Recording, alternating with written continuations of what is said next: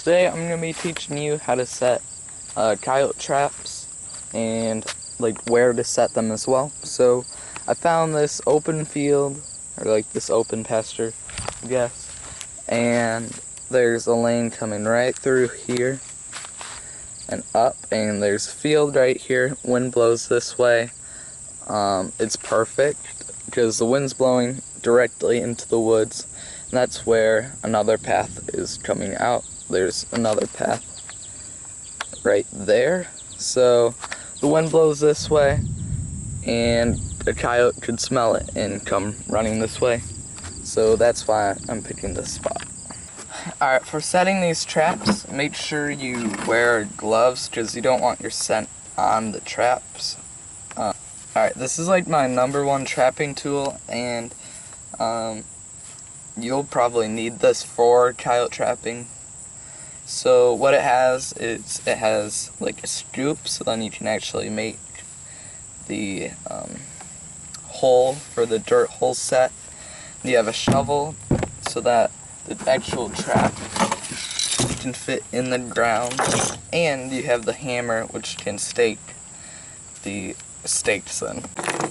Alright, I'm going to be using this Duke trap.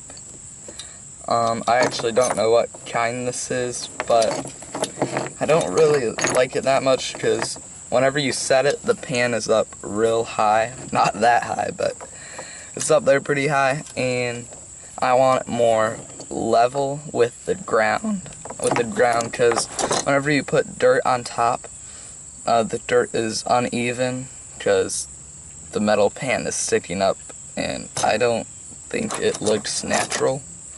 So that's why I really don't like these traps that much, but you can adjust it with that little brass pin right there. Alright, so now you can kind of see what I was talking about.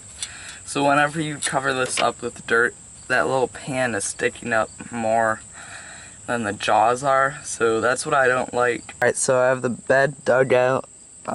It's kind of like a V. So the reason I dug it out like that is if you dig it out and it's flat at the bottom, then whenever you put the trap in there, it can wibble or like wobble a little bit. So that's why I put it in like a V. Alright, so now I have my trap in there. Now all we gotta do is pack dirt around the sides. Don't pack it in, like in here in that circle. Don't do that. We just want to pack it around the actual pan.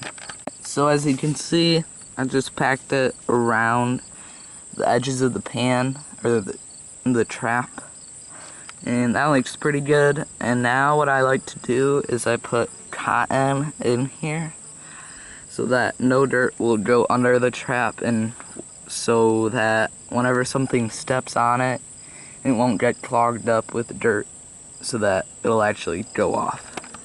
Alright, so we put cotton under it. Now it's time to cover it up with dirt. Alright, so this is what it should look like so far. You got your hole, and the hole should be about that far deep, but that's how big I like to dig my holes, about this far. I think that works pretty well. But anyway, I didn't stake in my trap yet, so I like to dig a little trench around here, something. Then I like to dig it, or stake it in right there. Alright, so since we got our stake in there, I'm going to show you how I like to put my bait in there. Alright, so I have my bait here.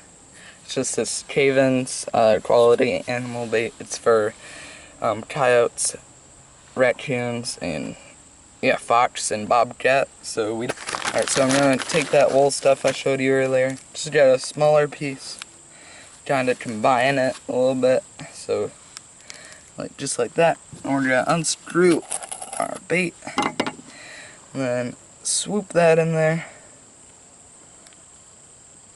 and boom, there it is. And we like to put the rest of our fur stuff on there. Alright, so I did this off camera, but I shoved it right up in there. using my conibear setters, and you can also use a stick and just push it right up in there. And then we got our trap hands width apart. Alright, so this trap is basically done, but I did forget to mention one thing. Coyotes don't like stepping on like this rocky soil. They don't like stepping on like hard dirt stuff. They like stepping on more this softer stuff, more like flatter stuff. And that's what I kind of did here. I put rocks, or not rocks, but harder dirt. That is a rock. But harder dirt around here, and I made sure right where the trap is that it's nice and flat and has no rocks on it.